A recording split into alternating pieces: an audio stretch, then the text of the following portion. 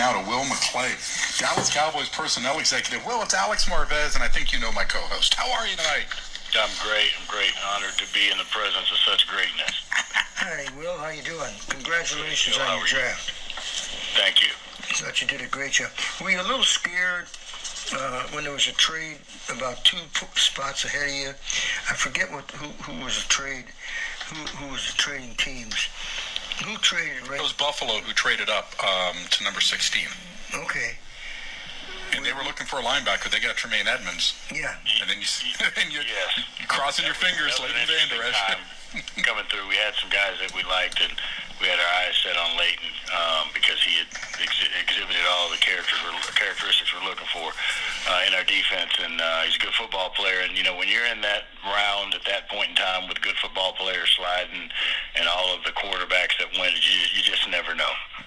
Can you elaborate a little bit on that skill set, please, for Leighton Vander Esch? Because not everyone's familiar with him or Boise State football. I mean, look, there are a lot of people are, but I mean, you get the point. Can you just explain why his skill set you think will translate well to what you want to do on defense? Because he's an extremely athletic guy. He's got rare size for the position to go with the athleticism. And as you watched him play throughout the year and the year before, when he played in his sophomore season, you saw some things. So as we studied it all the way through, and you look at how a guy with his size and his ability can play the run, but also be effective in the pass game, and in some of the things we're doing defensively, he was just a perfect fit. And then you bring in the person that just adds a quality guy with a high FBI football instincts and intelligence to what we're doing. And that's, you'll get to see his full ability as he learns the system. Then he can put his instincts into play. And, one of the greatest things about the kid when you talk to him early on, he talked about, I have a question when we sit and say, where do you see yourself in 10 years? He says, winning Super Bowls and being a captain of a football team. And that's high, lofty goals for a guy, and I think he'll achieve it.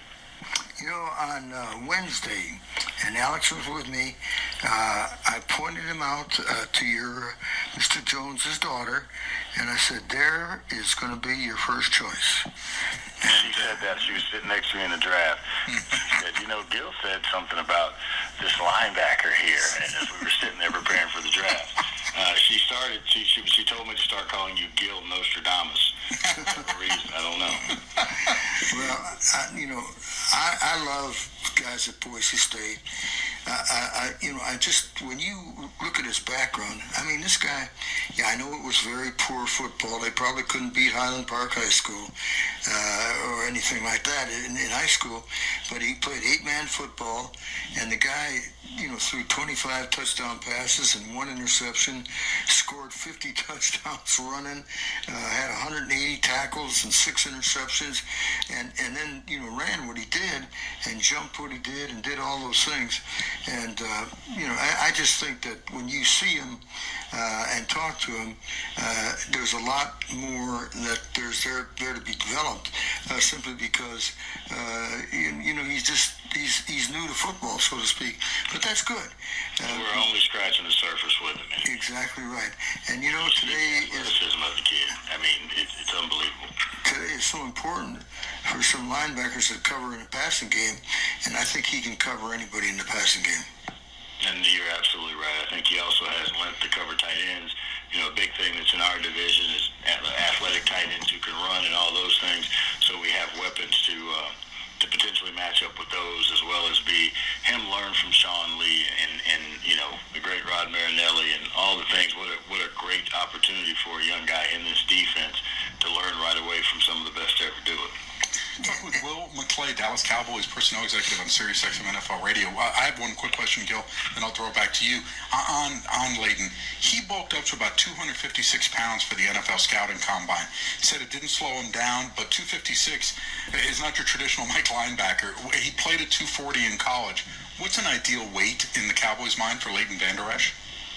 Whatever his weight is where he can move and keep that athleticism, we do. We have our analytics guys do this great deal on guys and how they perform athletically.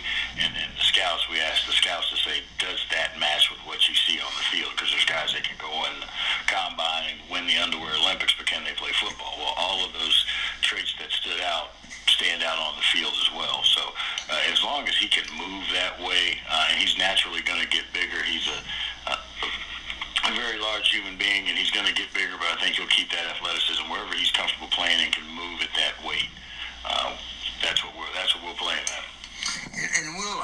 you stole the player at 137. I really like Dalton Schultz, the tight end from Stanford. And this is another guy, he's a pretty good blocker. In fact, he's more than a pretty good blocker. He's an outstanding blocker. And you can always teach him to catch the ball better. And actually, he does catch it pretty good. So I was really impressed with that pick. I think he's a guy that's going to start for you and start for a long time. Yeah, I think he's a unique kid as well, because college football now, because there's so much spread and zone reading, people don't typically use tight ends to block. So when you watch tape and you see one that does it, that catches your attention. But when you see one that does it as well as he does, and having the desire to be able to go do it, you know that there'll be no fear when he comes in and does it here. Part of the way that we're made up is being a physical football team, and having another tight end who can block just adds value to that. And then he can also be a weapon in the passing game. And we've got some stable young tight ends, and they're learning from the great Jason Witten, and hopefully he still hadn't made up his mind, but we have another one that can learn from him. And if Jason's not with us, I'm sure he'll still be around and give pointers to the young guys. Well, can you take us behind the scenes a little bit and explain, if at all, how Jason's uncertainty about whether he's going to play in 2018 impacted the way you moved forward in this draft? It was it became another need where we feel like we had good depth, and when the news came out, we were still in the process of, we wanted to look at our board not just for need but with the best players available. And as we got down there and we're at that point, it was just a no-brainer to add this guy, whether Jason was with us or not, because we also lost James Hanna. And so as we have the young developing tight ends, we also want to keep that room competitive, and we want to continue to have the best players on the field. So the only way you can do that is when they're there and you've got value on them, you grab them.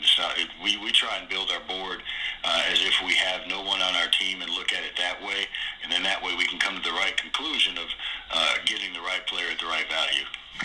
Will, to comment on this, every year all 32 teams seem to be drafting better. All 32 teams seem to, not get out of line and pick somebody that probably you have rated as a sixth-round choice in the second round. So it's tougher and tougher now to have a success in the draft.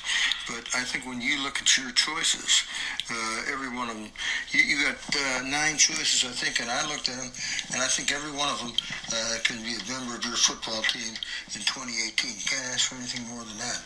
No, not really. And we, the Hall of Famer Jerry Jones, he has great wisdom in some of his sayings. And before the draft, he was talking about the way that the NFL is played, and how, the use of the scout salary cap, and how, if you want to re-sign your great players, you have to have young players come in and they have to play.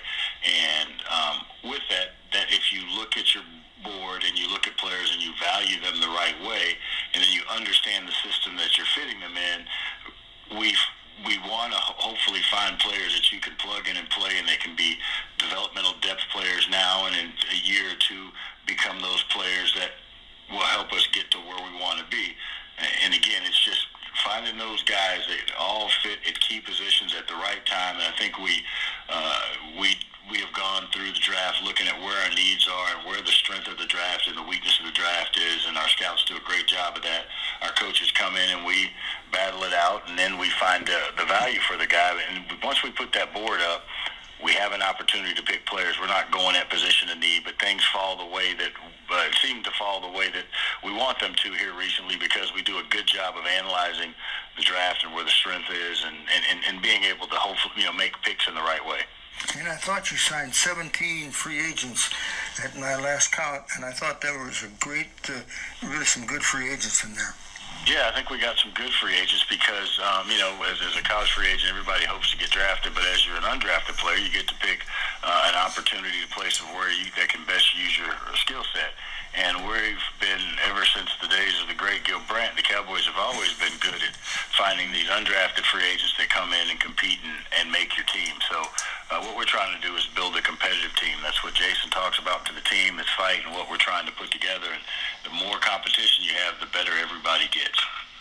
Talking with Will McClay McClay, Cowboys personnel executive here. And Connor Williams might still be in tears. He's so happy at getting to play for the Dallas Cowboys, the University of Texas offensive lineman picked in the second round. Well, what is the vision for him? I know he's listed as a guard. He played tackle in college. He dropped about 20 pounds in the offseason. How do you see him fitting in short-term and long-term? Short term, he's going to come in and he's going to battle, I think, for a position of the left guard position, and he can play either tackle. So what that does is it gives us versatility. As we've learned last year when, we had some injuries, and injuries to the offensive line are so hard to overcome. And so he's going to come in and compete. But the biggest thing that we've done is we added a couple of free agents. We've drafted, and we've made our strong point stay our strong point. And he's going to come in and battle, and he's a unique kid. And I actually live in the town of Capel and saw him grow up, saw him play high school football and what he was all about. And so it was just a great addition to our group. And our group is going to make him better because it's the strongest unit in the league, not only as players but as people. And so he comes into that room, he's got an opportunity to grow and become a really good pro. He's a guy that ran very well, too, and you like to get those guys that can run well because sometimes they have to go downfield and do things, and this guy was a tight end in high school. There's always a chance that people line up somebody like this in short yard situations, goal line situations, as an additional offensive lineman. Absolutely. We'll find a way to get him on the field and for him to learn. And, the great championship teams always have great offensive and defensive lines, and you do that by building depth and then adding those guys into your group. And, he could be a big tight end. He could shoot. I remember in high school he played a little nose guard in one game. I think he played like 90 or 100 plays in the game.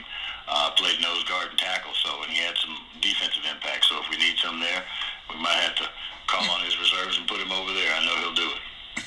Hey, tell me a little bit about the two players you acquired via trade, how you think they would be able to effectively fit in with the Cowboys, talking about Tavon Austin from the Rams and Jihadi Ward from the Oakland Raiders. Well, both of those guys are players that are accomplished in the NFL, and any time that you can bring young skill to your team, both are still young, you look forward to doing that. That's like two additional draft picks for us that have NFL experience. Tavon gives us quote-unquote juice.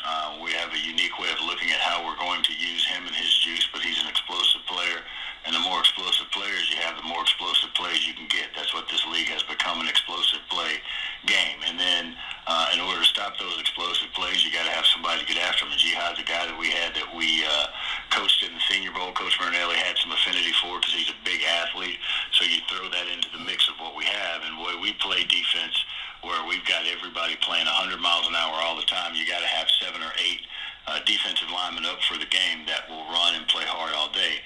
And Jihad brings that to us as a big, long guy that can add depth to that defense and bring, so we can keep rolling those units out and play 4 quarters, 100 miles an hour.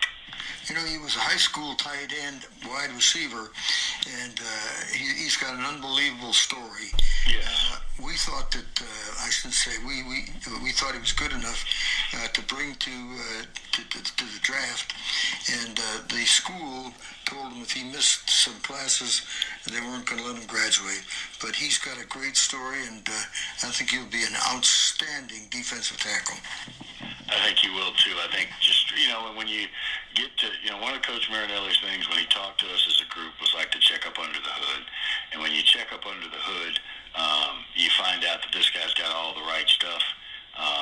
And he has all the right stuff to marry him with Coach Marinelli, and Coach Marinelli will get it all out of him for sure.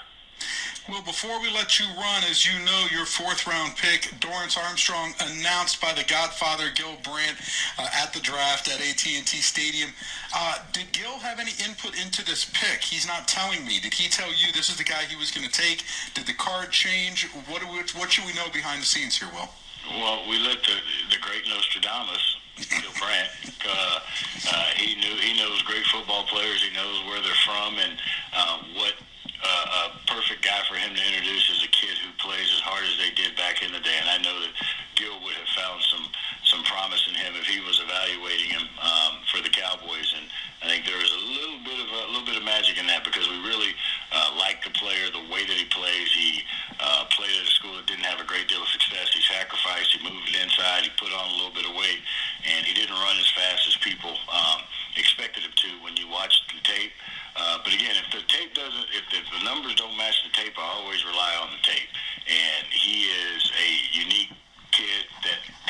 markings of our sack master from last year, DeMarcus Lawrence. There's a lot of traits that are similar, and so he's a great young kid to add. And Gil did the right thing when he introduced him. We had the volume up, and he had all the facts as he always does.